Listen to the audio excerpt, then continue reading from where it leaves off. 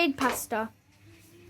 So we've already pre-cooked our pasta, and while cooking our pasta, we put salt, 1 tablespoon of salt in the boiling water, and also when we strained it, we cooled it down with cold water, and then we added oil and and now we're just going to set aside while we get everything else ready.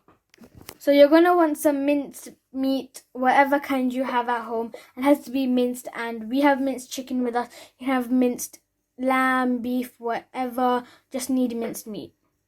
You're going to want to chop up 3/4 of a medium-sized onion and 1 yellow pepper.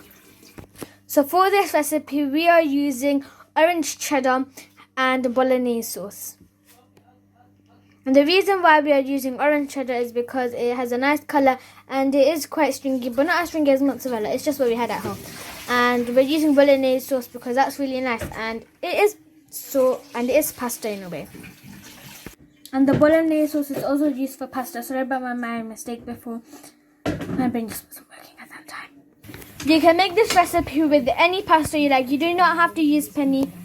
This recipe even works with noodles and any other kind of pasta. It's just that we have this one at home right now, so that is why we're using it. So now we're going to add our oil. And then once we've added the oil, we will be adding 1 cinnamon stick, 3 cardamoms, and then the onions that we previously cut, and also the peppers. Now we're adding in our onions, and then we're gonna add in our peppers and just stir that up a little bit and get a bit fried. Once you've added the onion, you're gonna make it into like a saute, and then we're gonna add our ginger garlic paste, and finally come in the peppers. Once the onion starts changing color slightly and goes into a bit of a red color, that's when you can go add your ginger garlic paste. So it's not too clear on the camera, but it's starting to go into kind of like a orangey color. So now you're gonna add 1 tablespoon of ginger garlic paste, and it's kind of like a yellowy orangey color, and it's almost red, but in the camera it looks pretty white. So now we just added that, and we're gonna mix it up. So it is currently a brownie color, and now we are going to add in our minced meat. And just stir that up and let that cook. So once you've added the minced beef, make sure that the mince and onions, garlic and everything previously that you put in it is fully mixed up and nothing is separate, and mix it like this. And yeah, so just let the meat fully cook, and we'll be back once it's cooked. So we're going to be adding some flavor to our chicken, and this is optional. Most of these are optional whether you want to add it or not. So first we're going to add some turmeric, just like a pinch of turmeric, not like 2 pinches. Then some chili powder, and this is fully optional. Some people don't like chili powder, and we just added a whole teaspoon, and no, like a little spoon. And then you can add some cumin, and finally we're going to be adding some paprika mix. Now we're just going to mix it in, and all of these are optional. You can add your turmeric or not, you can add your chili powder or not, just like the rest of them, etc. And now we're just going to mix it up, make sure it's nice and well blended and all the flavor is spread, and we'll get back to you. So from our meat we got some juice, and if this does happen to you, all you have to do is just let it simmer and like let the juice evaporate, and you'll be good to go. So we decided to add half a tablespoon of salt, and just mix that up. So now that our chicken is fully cooked, we're going to be adding our bolognese sauce to the chicken. So that's 1 tablespoon in, 2 tablespoons in, 3 tablespoons in, and 4 tablespoons in, and 5 tablespoons in, and we're still going. 6 tablespoons in. Actually, I think it's teaspoons.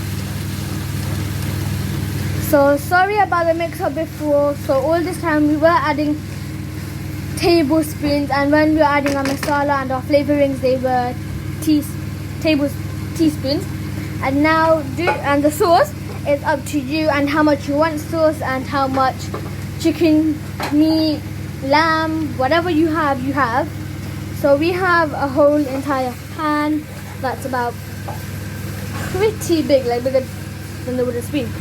So that's why we added 6, and it's also about how much you want to add in your pasta. So if you have a smaller pan or less chicken, like 4 to 3, but we have a big one, so we added about 6.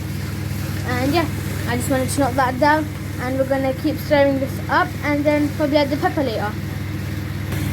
So once you think that the cinnamon sticks flavor has gotten in more than enough into the chicken, and the cardamom, if you can find them, has gotten more than enough into the meat, then you can just chuck it away in the bin, because we decided to just take it out. But if you guys do want to keep it in, you can keep doing that. It's up to you, but we just decided to chuck it out.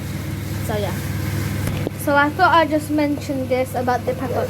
So the pepper, we're going to be adding it into the pasta to give it a nice crunch, because if we cook it then it goes all soft, and then it's not like you don't get that crunch. And we like to have a bit of a crunch, but you can cook your pepper in with your meat if you wish, but we're just going to add it into the pasta because you can eat it raw or cooked, and we want to have that crunch. So yeah. So I think now we're just going to add in the pasta. Let's go. So once the pasta is added in, we're just going to mix that up, get it really well mixed with the kimma. But we have the minced meat. So we've only added half because all of it won't fit in the pot. We're just going to mix that up and then probably add the other half later on. So we accidentally cooked a bit too much pasta, so we only added half a pot of pasta. And now we just popped into the, and now we just added the peppers, so they don't cook too long and we get that nice crunch. So yeah, but it's very sad how we had way too much pasta. Wow. Now we're gonna add 1 pinch of herbs into our pasta and just, you know, let that do whatever it wants. 1 and a little bit. So this is the final look about what it should look like in the pan, and now we're gonna put it in a bowl and add our cheese. But first we're gonna add our cheese in the pan and then pour it into a bowl. Cheese time. And once you've added your cheese, you cannot stir it anymore. Be warned. So now you've added the cheese, we're gonna let that melt on top, and we're ready to go. This is the final product. It looks amazing. So now we're just gonna put it into our bowls and show you how that looks. This is the final product, and I hope you guys enjoyed your delicious pasta.